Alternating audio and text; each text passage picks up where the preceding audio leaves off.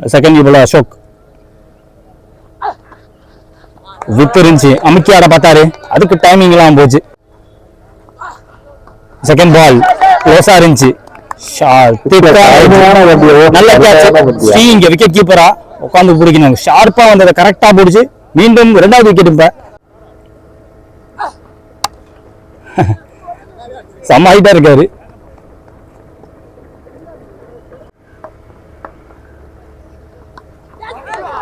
மீண்டும் கேட்சுக்கான வாய்ப்பு ரொம்ப டஃப். இது ஷார்ப்பா உள்ள இருந்துச்சு, ஓடி எடுக்கப்பட்ட 1.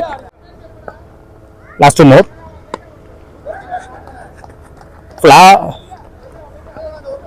அவுட்டாரு பேட்டை. 1 more high in the air opportunity.